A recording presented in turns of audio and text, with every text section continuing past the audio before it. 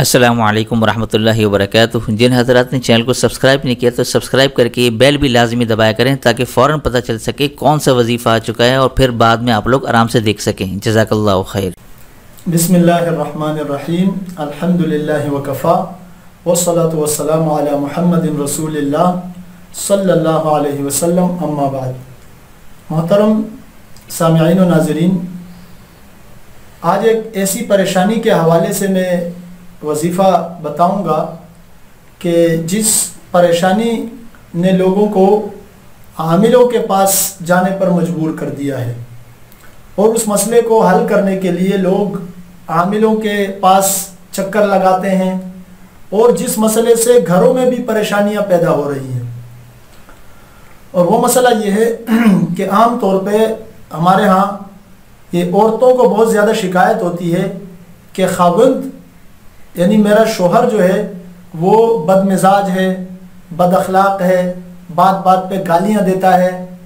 تو عورت بہت زیادہ اس معاملے میں پریشان ہو جاتی ہے، اور بسا اوقات تو عورت یہ تک سوچنے لگ جاتی ہے کہ پتہ نہیں میرے شوہر پر کسی نے کوئی جادو تو نہیں کرا دیا، کسی نے کوئی علم تو نہیں کرا دیا،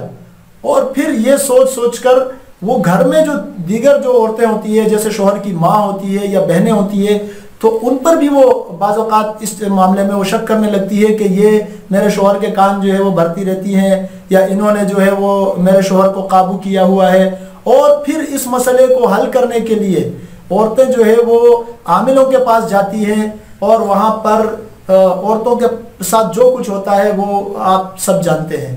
تو اس مسئلے کے حل کو سننے کے لیے، وظیفے کو سننے کے لیے اس سے پہلے میں آپ کو یہ بات بتانا ضروری سمجھتا ہوں کہ بسا اوقات مسئلہ عورت کے اپنے اندر ہوتا ہے، یعنی شوہر اگر عورت کو توجہ نہیں دے رہا ہے یا بد مزاجی کر رہا ہے، گالیاں دے رہا ہے، تو اس کی وجہ عورت خود ہوتی ہے۔ ظاہر ہے جب عورت شوہر کی بات نہیں مانے گی، شوہر کے مزاج کا خیال نہیں رکھے گی، اس کے جو دیگر معاملات ہیں اس کو وقت پر پورا نہیں کرے گی، تو پھر ظاہر ہے شوہر میں چڑچڑا پن پیدا ہوگا، پھر وہ عورت سے بد مزاجی بھی کرے گا، گالیاں بھی دے گا اور دیگر کام بھی کرے گا۔ تو اگر عورت کے اپنے اندر مسئلہ، پہلے عورت اپنا جائزہ لے کہ یہ مسئلہ پیدا کیوں ہوا ہے، دوسروں پر شک کرنے سے پہلے آپ اپنا جائزہ لیں کہ کہیں مسئلہ آپ کے اندر تو نہیں ہے۔ تو اگر ایسا ہے تو آپ پھر وظیفے نہ پڑھیں، بلکہ آپ یہ کریں کہ بھئی اپنے آپ کو ٹھیک کر لیں، سب سے بڑا وظیفہ یہی ہے۔ لیکن اگر کوئی عورت یہ سمجھتی ہے کہ میں تو شوہر کا ہر طرح خیال بھی رکھتی ہوں، شوہر کے مزاج کی بھی رعایت رکھتی ہوں، میں کوئی بدتمیزی بھی نہیں کرتی، لیکن پھر بھی شوہر بدتمیز ہے، بد مزاج ہے، معمولی باتوں پہ جو ہے وہ آپے سے باہر ہو جاتا ہے، تو ان کے لیے یہ وظیفہ ہے، وہ یہ وظیفہ کریں۔ انشاءاللہ آپ دیکھیں گے کہ آپ کا شوہر جو بد مزاج تھا وہ انشاءاللہ آپ سے ایسی محبت سے پیش آئے گا کہ آپ کی زندگی بن جائے گی۔ وظیفہ یہ ہے کہ اللہ تبارک و تعالیٰ کا نام مبارک ہے، میں اللہ تعالیٰ کے ناموں کے حوالے سے آپ کو بہت سارے وظائف میں بتاتا رہتا ہوں۔ اللہ تبارک و تعالیٰ کا ایک مبارک نام ہے یا باسطو۔ یا باسطو کو آپ نے پڑھنا ہے روزانہ 7300 مرتبہ، 11 دن تک یہ پڑھنا ہے، 11 دن تک روزانہ 7300 مرتبہ آپ نے یا باسطو پڑھنا ہے، اور اس کو پانی پہ دم کر کے اپنے شوہر کو پلانا ہے۔ اب لیکن یہ بھی نہیں ہے کہ جس وقت شوہر نے پانی مانگا آپ وظیفہ کرنے بیٹھ گئی، آپ پہلے سے وظیفہ کر لیں، اور شوہر جہاں سے پانی پیتا ہے، اگر وہ کوئی بوتل سے پانی پیتا ہے تو اس پر آپ پہلے سے دم کر کے رکھ لیں، یا اگر کولر وغیرہ گھر میں لگا ہوا ہے اس سے پانی پیتا ہے اس پہ آپ دم کر لیں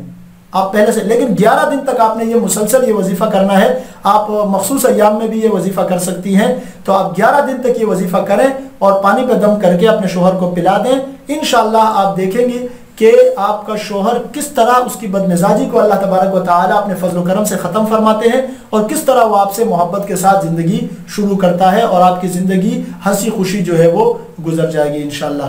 اچھا، ایک صورت یہ بھی ہوتی ہے کہ یہ تو وہ ہے کہ جب شوہر اگر گھر میں ہے تو آپ یہ کر لیں گی، لیکن اگر کسی کا شوہر ایسا ہے کہ وہ باہر ہے، کسی باہر ملک میں ہے یا کسی دوسرے شہر میں ہے، اور جو ہے وہ وہیں سے بدتمیزی بھی کرتا ہے، گالیاں بھی دیتا ہے، ہوتے ہیں ایسے لوگ، تو اس کا بھی طریقہ یہ ہے کہ ظاہر ہے اس کو پانی تو آپ نہیں پلا سکتی، اس کا طریقہ یہ ہے کہ آپ یہ وظیفہ جس طریقہ سے آپ کو بتایا گیا ہے آپ اسی طریقے سے یہ وظیفہ پڑھیں، اور اپنے شوہر کا تصور کر کے آپ شوہر پر پھونک دیں۔ انشاءاللہ اس کی برکت سے بھی اللہ تبارک و تعالیٰ آپ کے شوہر کے مزاج کو درست فرما دیں گے۔ اللہ تبارک و تعالی ہمیں صحیح بات کو سننے کی، سمجھنے کی اور دوسروں تک اسے پہنچانے کی توفیق عطا فرمائے۔ وما علینا الا البلاغ المبین۔